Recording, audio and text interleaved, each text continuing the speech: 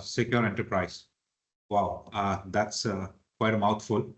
So let me just break down the topic and begin the journey, which will be captained by Mahesh, who's a workforce sales specialist, and Jitson, who's a solutions strategy architect, both based in Singapore. And I'm Anant Rathod from Danyai, based in Mumbai. So about the topic, so the webinar will essentially focus on all the key things like zero trust.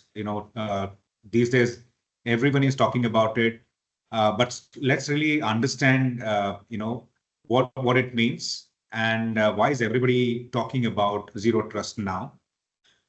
The other thing that we will be touching upon, or what the topic also talks about, is accelerating the adoption of zero trust and how do we do it at scale.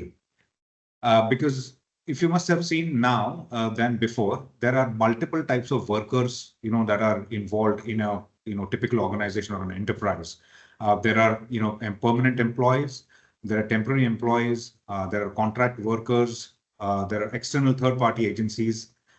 To add to that workforce, now we have software bots and also machines, right? So that therefore the organization's constitution has, changed dramatically over a period of time. And as time goes by, we will see a lot of non-permanent employees and gig workers, bots and machines getting inducted into the workforce, at a very different scale altogether, right?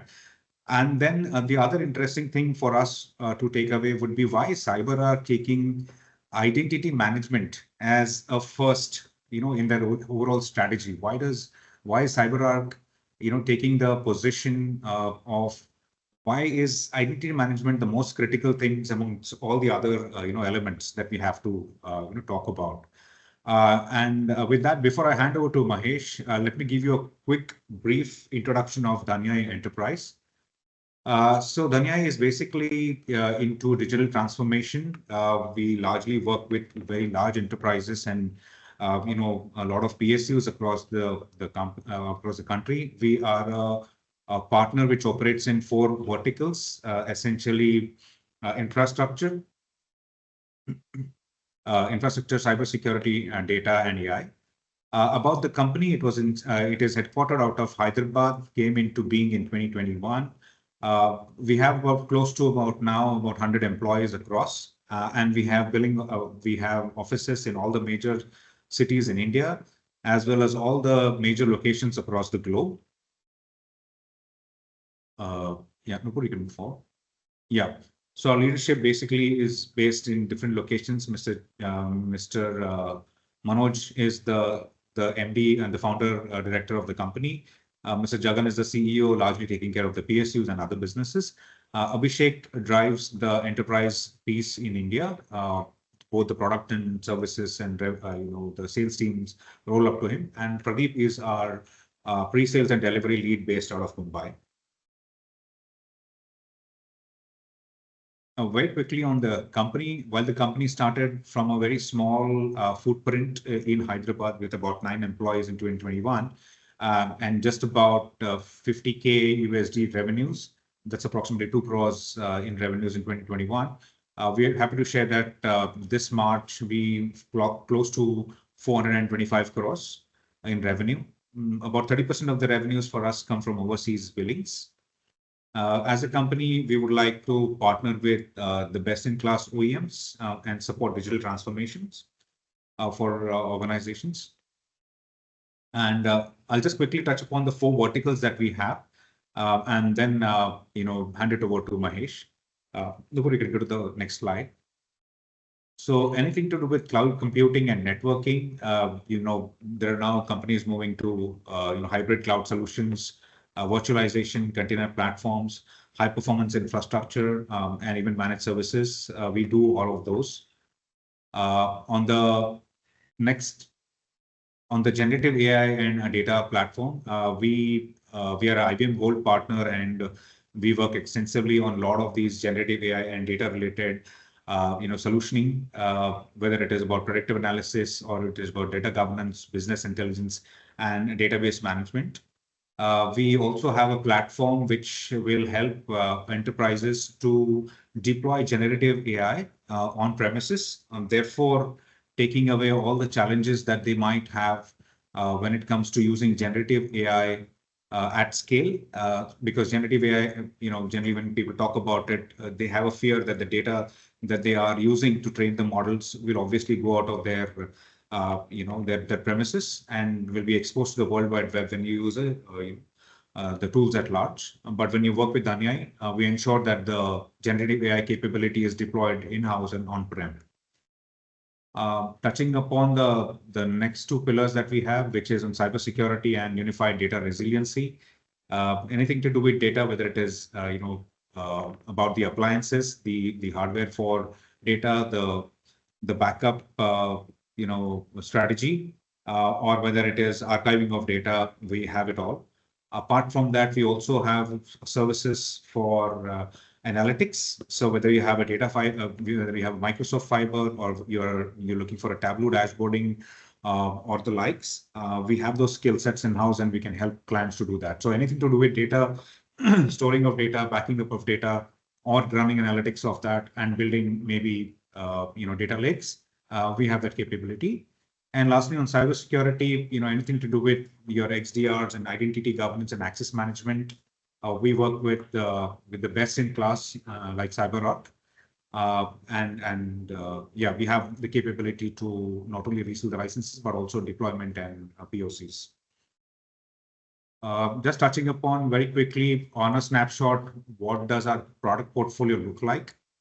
So these are broadly the 7 or 8 areas in which we help our clients from a licensing services standpoint, whether you're looking at virtualization solutions, IT security solutions, data management solutions, backup solutions, or cloud computing, or even open source databases. I didn't touch it in the earlier slide, but yeah, open source databases is what we have. And the last but one slide is about services that we have. So whether it is generative AI services, backup solution services, IT security solution services, or virtualization services, you can bank on us. Even on middleware services, we've got a fantastic team based out of Mumbai, which can help you, not only do the implementation, but also support services for JBoss, Wildfly, and Apache Tomcat. Just a quick glimpse of our customers before I hand it over to Mahesh. If there are any questions, I can probably take a quick one before I hand it over to Mahesh.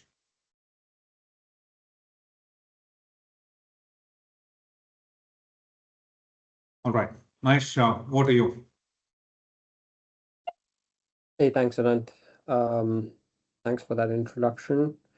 And what I'm going to do is I'm going to share my slides. I need a quick confirmation if my slides are visible.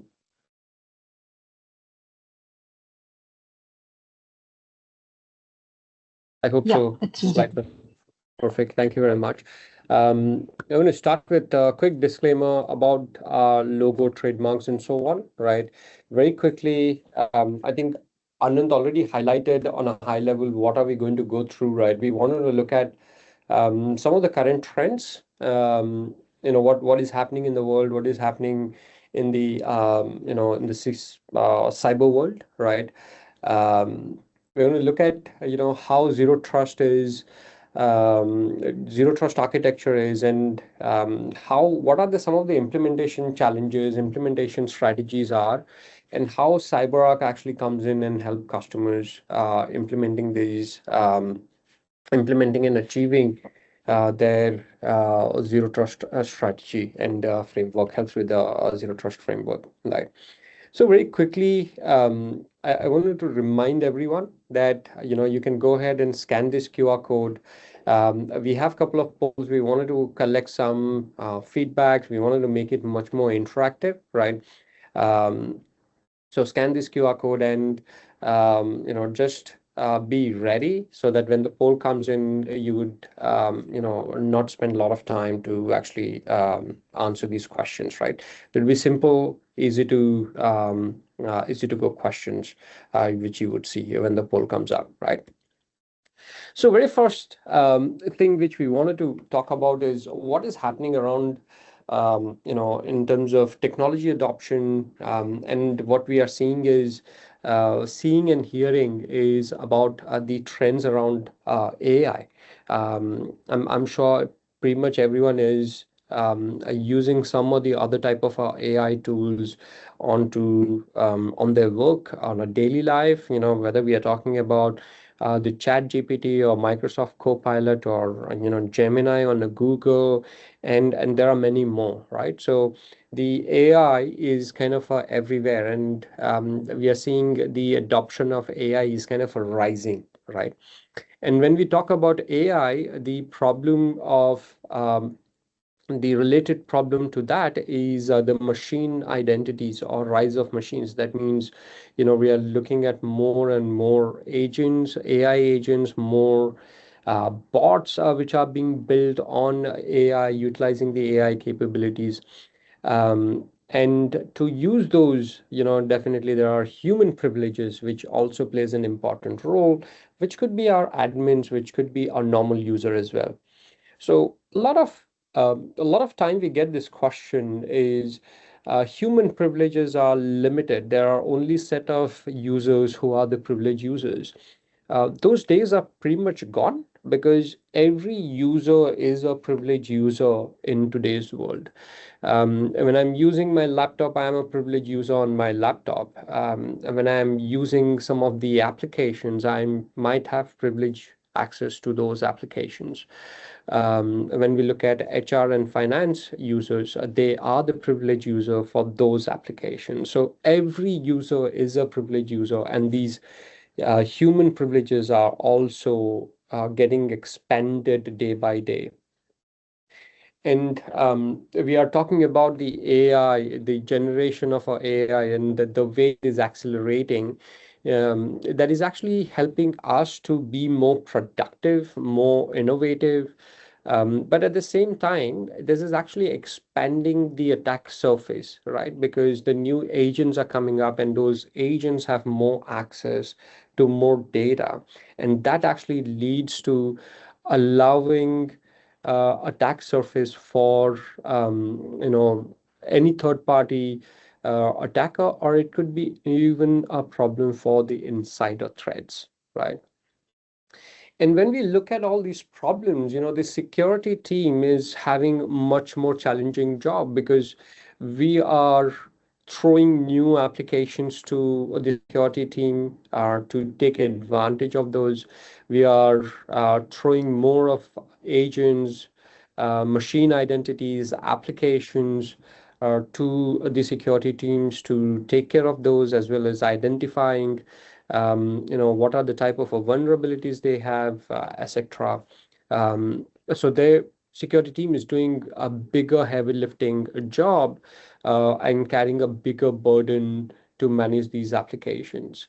And what security teams are trying to do is they're trying to get more and more different solutions and tools to kind of manage this. But at the same time, problem is these tools and solutions are working in the silos, right? And that actually leads to a bigger challenge or the problems for the security team and as well as the whole of an enterprise to understand how these tools can talk to each other, or how I can have a centralized view where I can see how my human privileges are interacting with my agents, AI agents, machine identities, and so on. And that is becoming a bigger challenge for the customers across the globe, across the verticals, and so on. Now, with that, I wanted to I'll request you to kind of participate. There are very simple questions in terms of how are you using AI? What is your view around human privileges, etc. So you scan the QR code, which is at the right hand side slide corner. You'd be redirected to Mentimeter where you would see those questions, and I would request and encourage you to participate in this survey and as well as poll. All right. While you're doing it, I'll go ahead with the a couple of more slides which I have, and as we were talking about some of these tools which are working in silos, the biggest problem is these tools been built to solve some challenges, but those challenges were yesterday's challenge.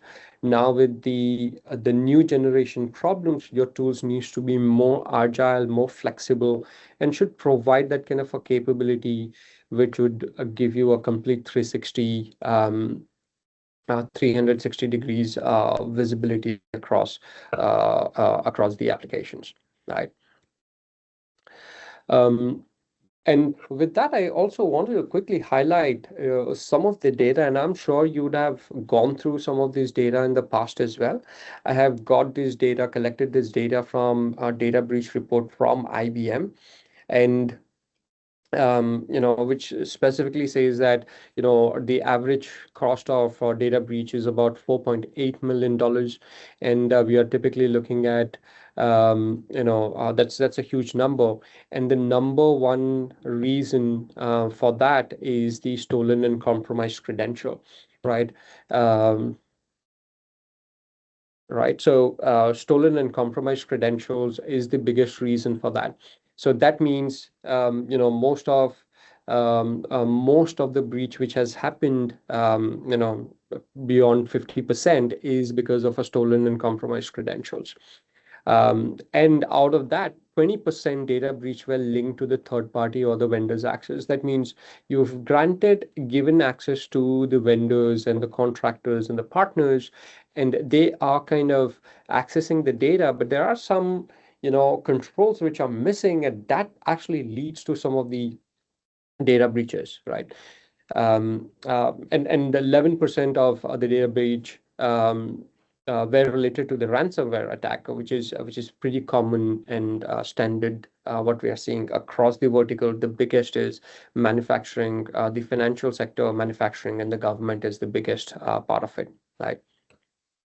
So with that, I would invite Jitsin to kind of talk about the zero trust architecture, right? So Jitsin, over to you. Thanks, Mahesh. Once again, very good afternoon, everyone who is on the call. I'm actually leveraging on Mahesh laptop to do the presentation and sharing. What you can see here is the introduction of the zero trust model after we have identified or understand the current trend that's being shared by Mahesh. And from here, what you can see is that when you talk about zero trust, it is literally built on verifying everything, right? In short, there isn't any implicit trust, any inherent privileges that's being designed or being carried out to the personnel or applications. And with the zero trust logical components here, you'll largely see that there are two key planes, very much in the middle, whereby the first on the very top is the control plane. That is where all the decisions are made. Like for example, the policy engines. This is where the administration of the policies kicks in. And from here, you get the likes of PKI, data access policies, everything being defined here. At the lower half of the plane itself, that is where the data plane sits. And this is where the decisions are being enforced through the likes of defining critical access. And this is where you can see that the subjects when coming into the systems are trying to access to the likes of enterprise resources. Typically, all these are being verified to in the first place, having that zero trust model, making sure that everybody that comes into the organization trying to access to any part of the resources, there isn't any inherent trust, right? Everybody needs to be verified every time they require to access the resources.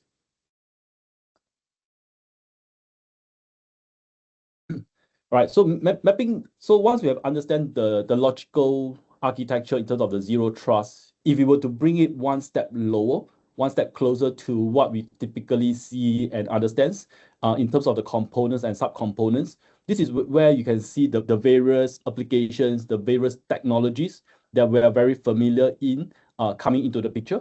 Again, from the very central part in terms of the control plane. As we talked about earlier on, we talked about this is where all the decisions are made, policy administration comes in.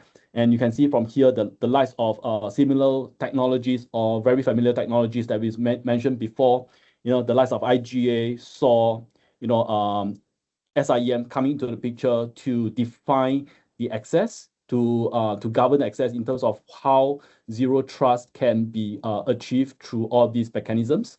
And as we bring our attention towards the data plane at the bottom, when it comes to the enforcement, this is where we look into the lights of technologies such as MFA, SSOs, that brings untrusted, unauthorized personnel or subject into the organization, and then subsequently grant them the access to the enterprise resources.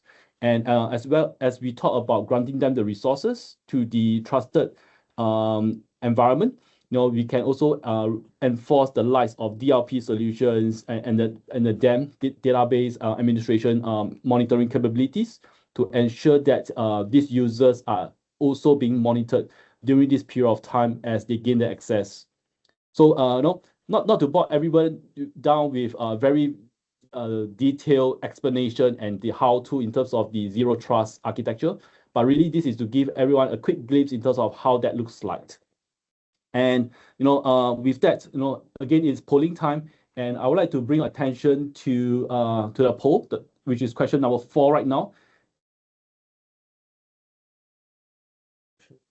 Oh, question 2. Yes, my apologies. In terms of that, right? Again, we will strongly encourage everyone to take up the phone, scan the QR codes that brings you to Manymeter to do this particular polling. To participate, because it is really for us to understand your view in terms of this zero trust architecture that we shared about, and subsequently for us to better understand and share how we can move forward together.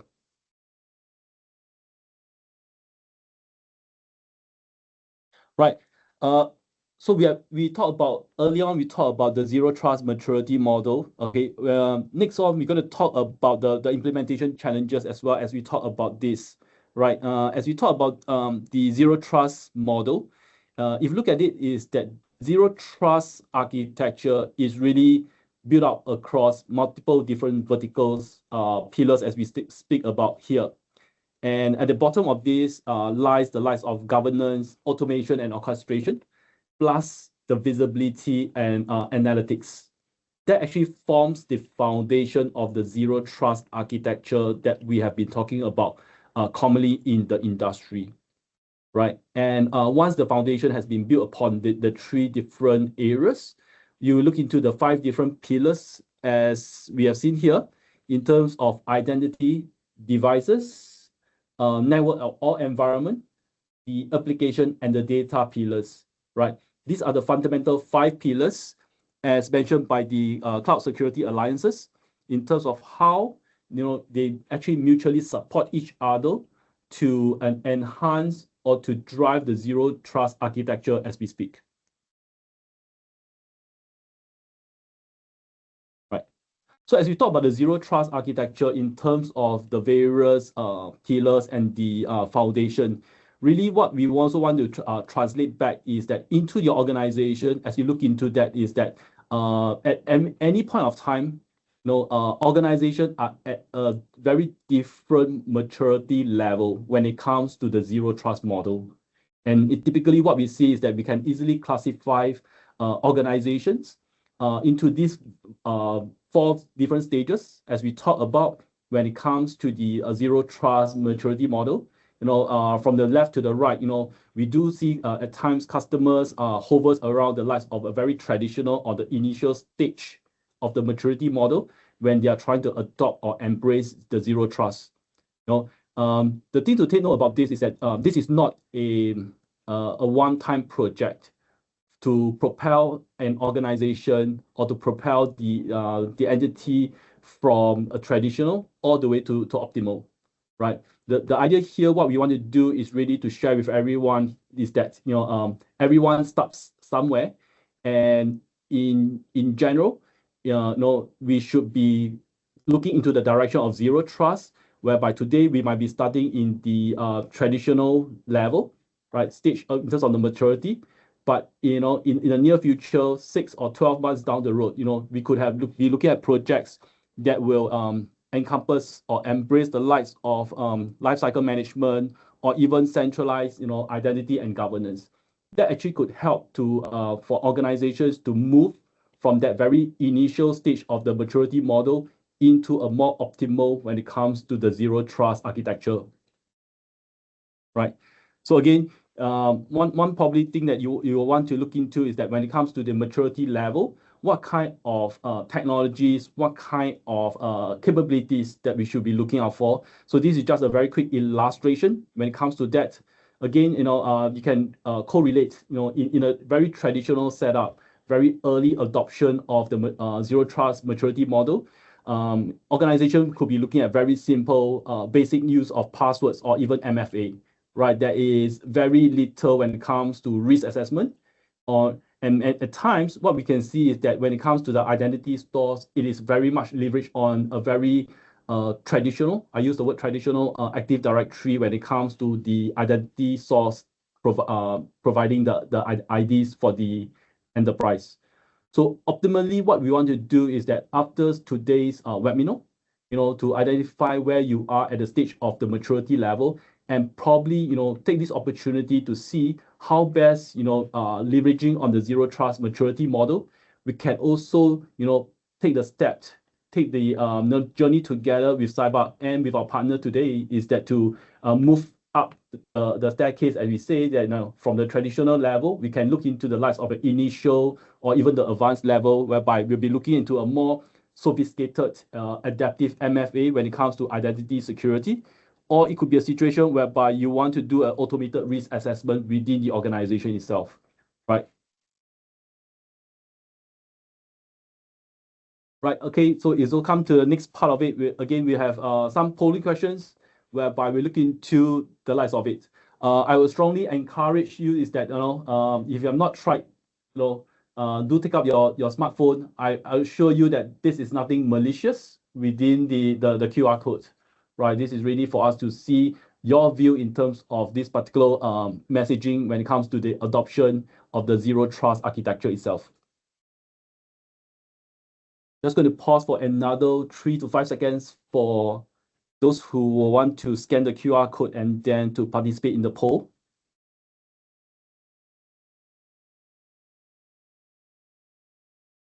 All right, I do see quite a number of participation coming in. Thank you very much for that. I'll be moving down in terms of the question as well. One final part, right? As we talk about, understanding, this is the zero trust architecture.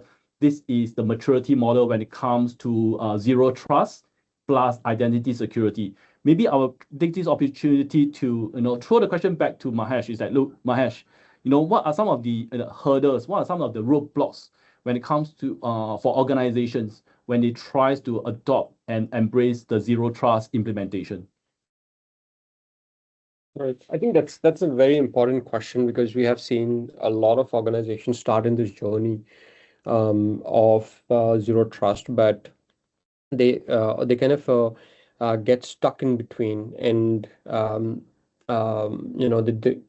it takes a longer to kind of achieve and go through that path, right? So very, very important point, and this is relating back to what Jitson was covering earlier on that roadmap or the stages is everyone have a different starting point, right? And what do we mean by that is, sometimes, you would have some components available with you, which is, you already have MFA or you already have privilege access management components in place. You already have SIM, and you realize that, okay, so in some aspect, I'm at our traditional, but in the some aspect, I'm at advanced stage, right? So how do we club it together to drive that, get a direction to move in that maturity model? So that's one of the biggest concern and the problems what we see in the customer's mindset.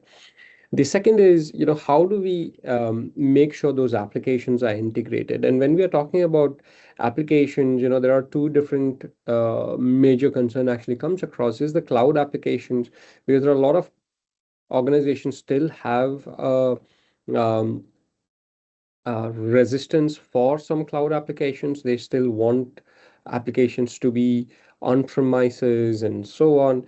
And when we are talking about some of those on-premises applications, there are legacy applications as well, which has been built ages back, decade or 2 decades old, and have no APIs to integrate into those zero trust framework based on applications, which is going to integrate with your decision-making points and policy engines and so on, which are actually driving the user's access, validating users' access each and every time they are accessing, right? So those are the typical concerns what we see. Um, the fourth is the infrastructure overall, and this is also limiting or relating back to the legacy application. So if you have a legacy infrastructure, legacy applications, then it takes a longer time to kind of get into that journey, right? And the leadership collaboration and the cultural shift is the key, because this is the most driving factor which we have seen when the organization themselves wants to succeed, define that journey and commitment to be in that journey for longer duration. Because like Jitchin highlighted earlier, that this is not our implementation of a product, but this is a mindset which you have to implement and get into that journey, so that you implement each and every controls for those applications and mitigate those risks in a long term, right? So it's a leadership commitment, and it's a cultural aspect which has to come into the company, right? So these are some of the biggest hurdles what we see. At the same time, I'm also looking at the poll and seeing quite interesting feedback from the users.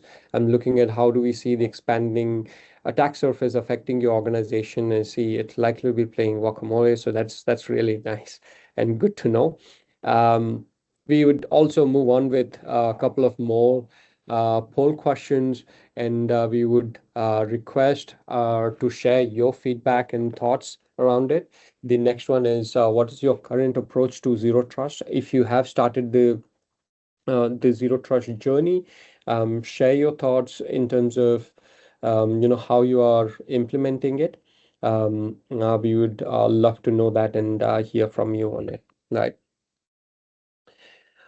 So when we are talking about the zero trust and the role of identity in the zero trust phases, uh, one of the questions we wanted to ask ourselves in terms of that is right, but how do we make sure our customers, when they start this journey, how CyberArk can actually help them to get into that zero trust journey, right?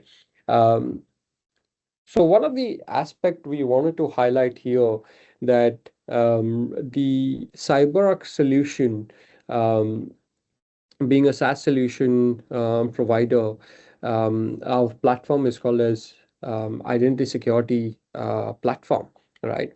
And this is one single platform which is providing a solution to address all the type of requirements in the organization. So whether we are talking about managing or securing human identities, AI agents or machines, which are workloads or the devices, which could be being accessed from the web sessions, SaaS applications, from the endpoints, running on on-premises cloud or hybrid environment, we are able to manage and provide the security of all those different type of an identity from our identity security platform.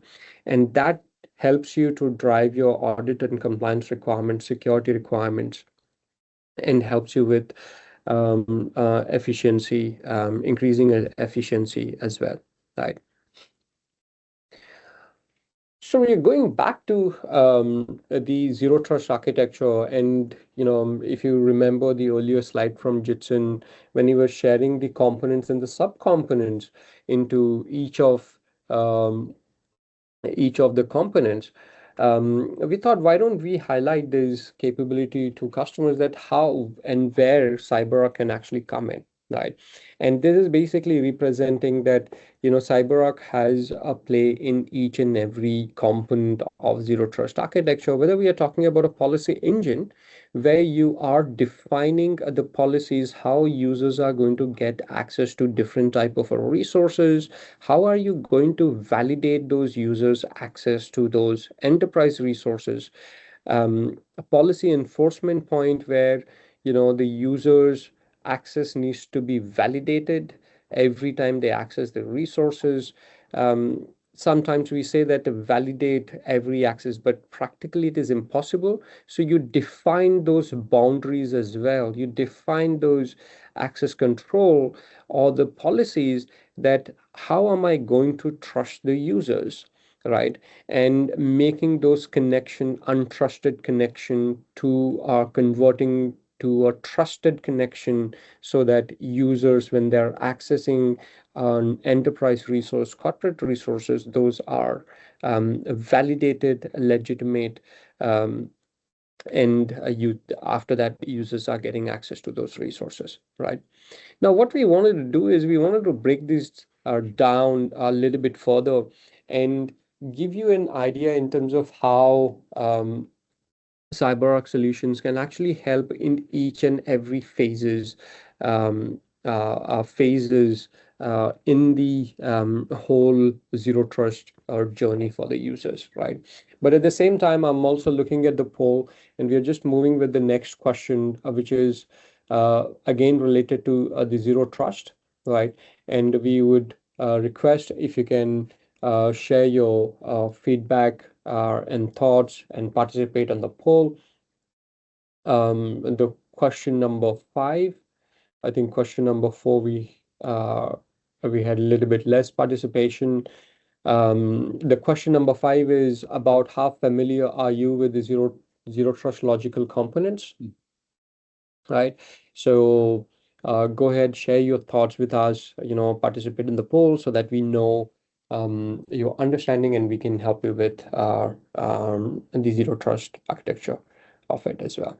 Okay, so we see the response. Thank you very much. We have heard of it, but that's about it. Okay, it's good to know.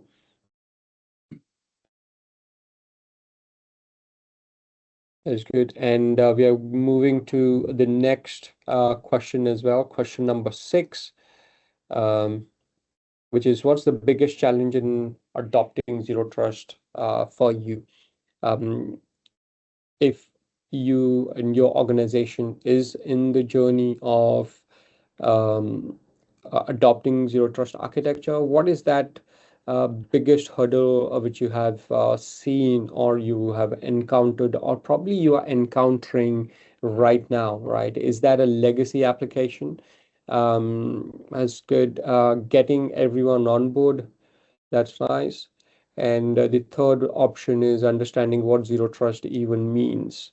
Right. I think that's the third option is more with the user education, so that users also understand and they come in with that journey with you to participate in it. Right. Okay, that's great.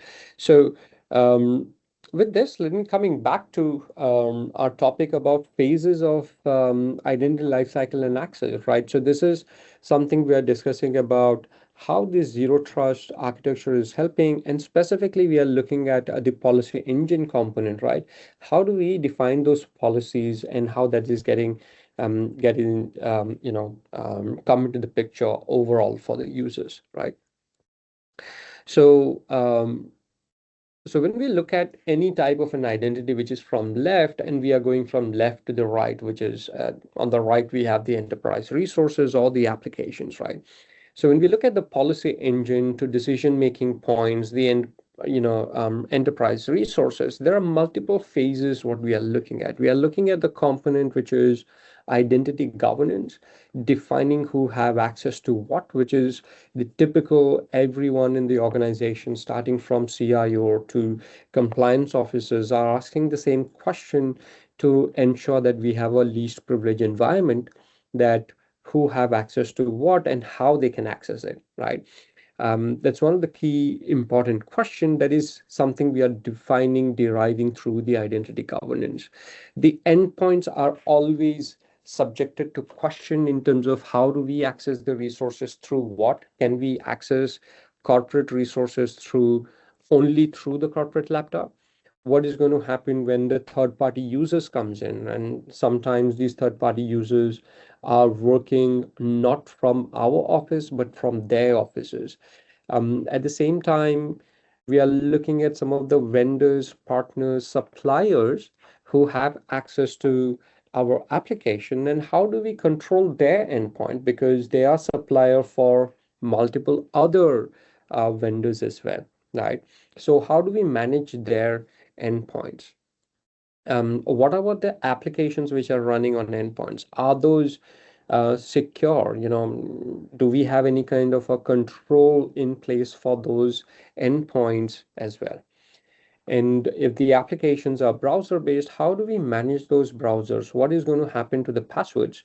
Do we have any kind of monitoring or access control for those applications, enterprise applications? And what is going to happen to the session, right? So these are various different controls which are going to fall across the system, which has been, in the zero trust architecture under system, policy engine, policy control point, and the enterprise resources between enterprise resources and the user, right? So what we are going to do is we are going to break it down and going to see that how these various components are going to work together, right? So for the first one, let's look at how the identity governance is actually helping us, right? The very first component. So identity governance, when we are looking at identity governance, this is actually helping us to address two different and the bigger challenges in the organization. First is the lifecycle management, and the second is the managing the access. Now, this managing the access has been again broken down on two different aspects. One is doing user access reviews. That means periodically validating who are the users have what type of an access to the enterprise resources. And if I have segregation of duty violation defined for those applications, ensuring those doesn't occur, right? And to do this, the AI and analytics are always, which is core component of the IGA component, which actually help us, right? So that is where CyberArk IGA actually help customers to define these user access reviews, segregation of duty violations, and in fact, to the, a role management for those target applications, which made customers easier to define the access and get a visibility around who have what type of an access any given point of a time, which is helping the whether we are talking about CIOs, CISOs, or the compliance officers or the risk officers, get that visibility immediately, right? The next one, I would request Jitson to kind of go ahead and explain the everyday users access. So Jitson, over to you. Thanks, Mahesh. I love this one. I think this particular use case or this particular everyday user access relates to everyone within the organization, right? Be it that you're the C-level, or you could be holding engineering or sales position within organizations. Literally, this is everyone who wants to be representing the organizations, assessing the corporate resources as we speak. And from here, when it talks about the zero trust architecture in terms of how cyber can help you to enforce the zero trust maturity model, this is where we can look into three different aspects when it comes to the everyday user access. Right. Number one is really about the endpoint. Right. In today's context, I'll say majority of the users or employees within the organization will be granted a approved corporate laptop. Right. So this could be a Windows, or it could be a Mac machine. But fundamentally, what you can do here is that through that particular approved device, this is where the zero trust can kick in terms of identifying or verifying the user whenever the user tries to log on to the laptop and subsequently perform he or her tasks when it comes to accessing to the various applications within the web or even TIC clients. right? As we talk about accessing the web application or the system through TIC clients, another part of the verification could come into the picture would be the very much of passwords. Because really what is going to happen is that when one personnel launches that particular web application, very much you need to verify yourself one more time. And in many times, what you can see here is that while we do have the likes of an adaptive MFA or single sign-on in place, there will be also situations whereby the users, or what I call the workforce of itself, the main population of the enterprise or organization, they actually have a certain username and passwords that sometimes they tend to keep to themselves, right? They don't really need to share this with the company. But at the same time, you want to make sure that these username and passwords are also managed properly. So one area to look into is if one would be very familiar to the likes of maybe LastPass or password managers, personal password managers, this is where Cyber could also provide a storage of something similar, whereby the workforce users themselves are able to store personal passwords into the laptops, the company approved laptops, and securely being managed. So this becomes a situation whereby such sharing of information, when times or situation arises, it can be done again via the zero trust model, whereby when a second party or third party wants to access to all these resources, it can be done through approved workflows and authorized authentication to validate the identity itself. Right. So what we after we have talked about company devices, naturally the next part of the ecosystem is about what happens if the everyday users comes in through non-company devices. And I think this is very, very common. As what Mahesh mentioned earlier, is that we do see quite a fair bit of collaborations through third-party vendors, partners from other companies coming on board as well. In such situation, what you want to see is really about the possibility of using secure browsers, web-based applications, whereby our partners can come in through a non-corporate laptop, accessing to the corporate resources. And just before they are authorized to access to all these corporate resources, we definitely want to make sure that validate the identity one more time, and at the same time, after the validation of the identity, you also want to have additional mechanism in place to ensure that again, based on the zero trust model, whatever that the vendors are doing on the laptop itself or on the web application itself is truly approved. So we do have the capability of providing session recordings for post-mortem audit checks, or even real-time authentication during the web session to ensure that the users are who they deem they are when they are trying to access to all these corporate resources. Right, high privilege users. This is one of the last one before I hand it back to Mahesh as well.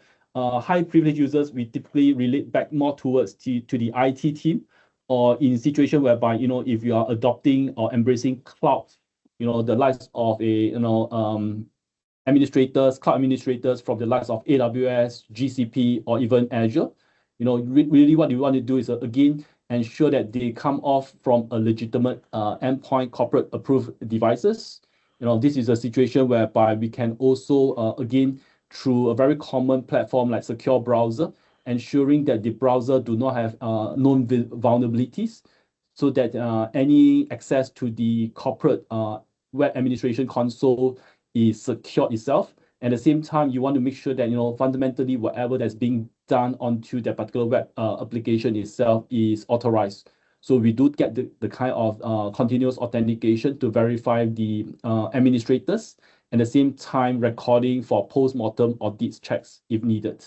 Right, so that's really more towards for the high privilege user access within the organizations. Right, Mahesh, the last one, I'll pass it back to you. And what we want to say, anything about the external users? Just now we talked slightly about non-corporate devices. Yeah, I think non-corporate devices scenario is exactly same as the external users. So the external users, be it my vendors, partners, contractors, suppliers, when they are accessing the applications, Simply, they would use the secure browser, which has the plugins and extensions for password management capability, and also have MFA SSO capability for user validation, and the additional controls with the session recording and session control, so that we have a right auditing in place to validate what are they doing, what are the things where they have clicked, what they can modify, and so on, right? So those controls are also in place, right? So the poll questions, we will move it parallelly, but we realize that we are running on time, a little bit slower. So I want to quickly move to the next slide, talking about how CyberArk journey. We were talking about multiple stages and how CyberArk can actually help you in throughout that journey, moving from traditional to initial to advanced to optimal, right? Um, and whether we are talking about traditional, whether we are getting about vaulting the credentials, getting agentless browser-based access, or we are talking about moving you to the initial stage where we can implement role-based access control, MFA, and implementing, stronger password controls using our solutions, which we explained in earlier a couple of slides in terms of defining users' journey, ensuring users' access are secured, and so on, right? So what is CyberArk's value proposition, right? CyberArk's value proposition is the very first thing I would say is the better security. When we are implementing a zero trust architecture, the very first thing what CyberArk helps you with is by reducing the credential theft, vaulting those credentials in a safe place, and providing you those controls by which you can monitor and audit users' access, helping you with compliance. That is the second biggest reason customers are looking at CyberArk to implement those audit policies in CyberArk identity, the user identity, as well as privilege users identity. We are also helping to lower the TCO by deploying these solutions much more faster, making customers adopt these solutions rapidly. And these are not what we are saying. The customers have achieved 309% ROI over 3 years by adopting CyberArk solutions versus any other solutions, right? And the user experience is transparent. Earlier, I mentioned that we have this platform, which is identity security platform, and all the solutions are integrated through this platform. So the user's experience doesn't change. They don't have to leave from the user portal of CyberArk identity, and they can choose what service depending on the access they have. Choose the service which they and help to navigate them through that particular service, and that actually helps them to increase their productivity using their services rather remembering multiple different users and URLs and so on. And this is not what we are saying. We have been recognized by analysts, whether we are talking about Gartner, KuppingerCole, Gigamon, Forrester, and so on. These are just the snapshot of a snapshot of the recognition which we have received over the time.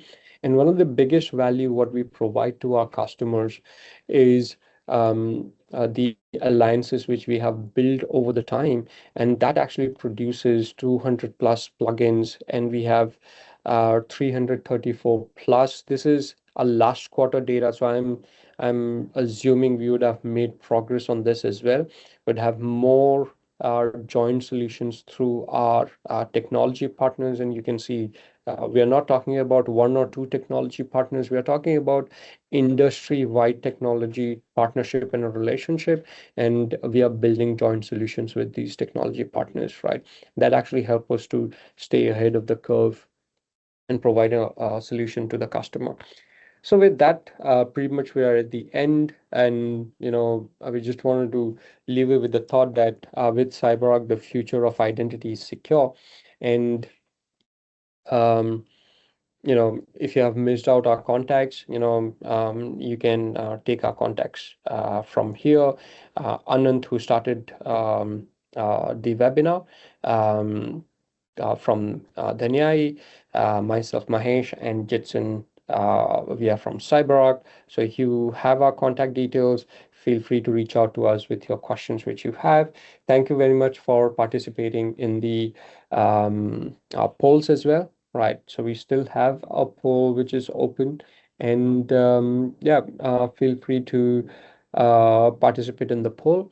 If there are any questions, I think you can post those questions on the Q&A panel.